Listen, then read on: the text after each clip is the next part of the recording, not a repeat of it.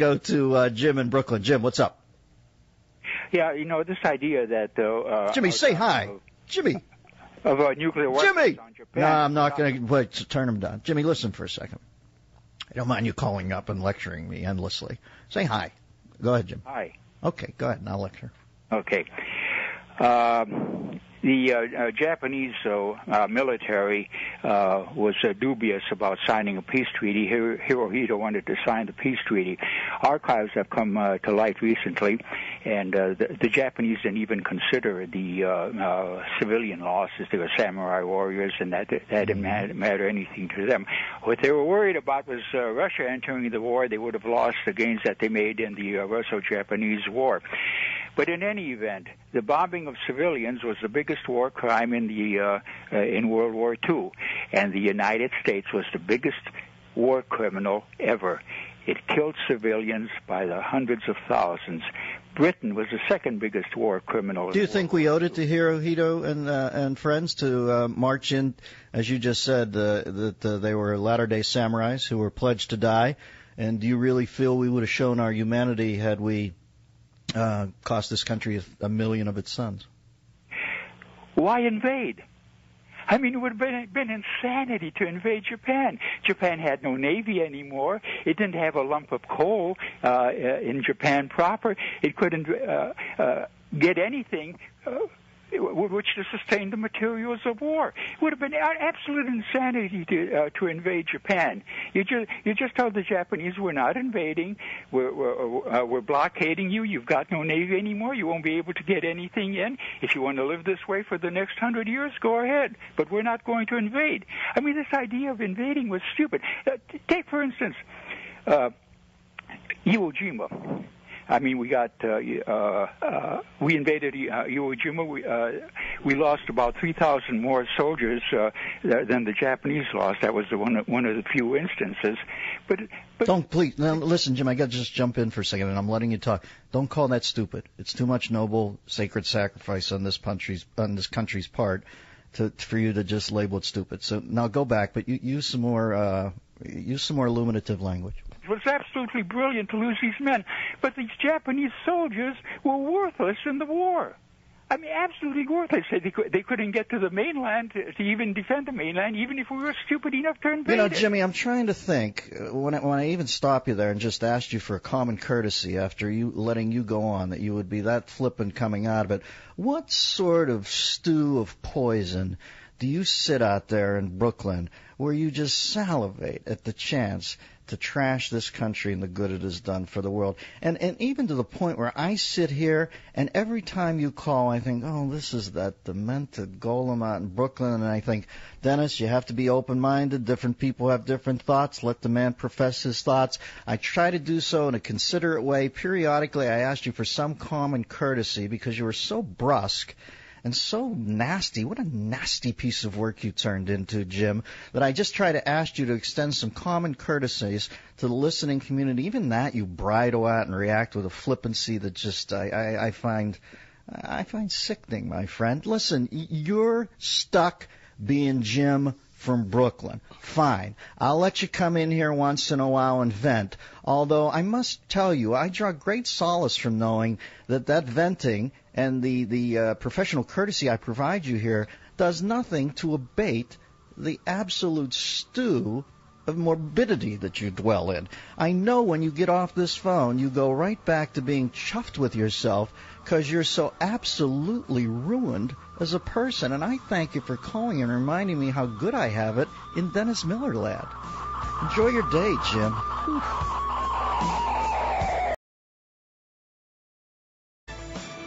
Appreciate Jim in Brooklyn taking time off from his pen pal work with the Somali pirate to call into the show today. By the way, I just saw this kid. If this kid's 16, I'm in the middle of puberty. Not now, Mom. Mom, not now. This kid's okay now. Come on in. Let's go to Nothing. I'm not doing anything. Let's go to Rich in Seattle. Ricardo on our KVI up there. How's our signal now? We're on a legit pro station, aren't we, in Seattle? Yes, it's coming through pretty good. I'm working in construction, and, I'm up around this metal scaffolding, so my reception is kind of iffy, but it's a pretty strong station, so it's sounding out for a lot better than on the last station you were on up here, but I'm so glad to hear you. Well, stay frosty up there, Jimmy, on the beams. I worry about you. Stay frosty. What's happening today, my Peter Parker friend? Well, actually, as you say that, I am on scaffolding, about the 5th level up, but it's all right. I'm perfectly safe. But a couple things. First, you get the Christian Gold Star Award for the most patient, measured, intelligent, and reasonable response to the Brooklyn troll that I can ever imagine, because here I am. I'm supposed to be, in an example, born-again believer, and I have flames shooting out of my eyes listening to this man. And if, God forbid, you don't make it to the pearly gates, I'm going to at least lobby for you to have portable AD units to carry with you. Well, thank you, Ricardo. But eventually I lit him up because he just drives me crazy. I look at him and just think, God, how can you get up every day and be this down on where you...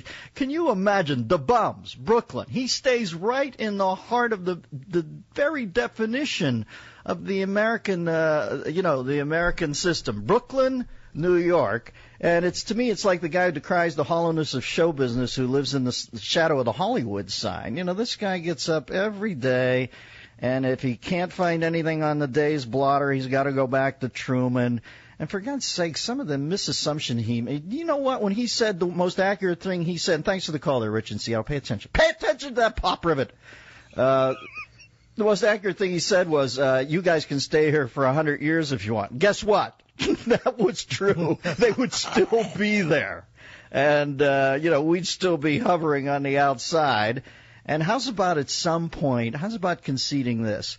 That Truman realizes that there's good in the world and evil in the world. And if it got any more evil than Bataan, I don't know when it did. And occasionally good has to thin the evil herd.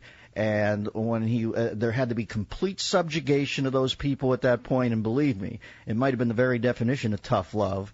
But as I look at it now, nowadays, it was the best thing that ever happened to that country. And now they're allies with the greatest country in the world, and now they're trade partners with the greatest country in the world. And while at the time it must have looked like absolutely apocalyptic, Truman realized that people who believed the silly little magician's assistant in a top hat was God, at some point were never going to be convinced at the table. I.e., does anybody think of Ahmadinejad when he says that his job here is to usher in a new caliphate and destroy the nation of Israel, and Barack Obama feels that he can talk to him?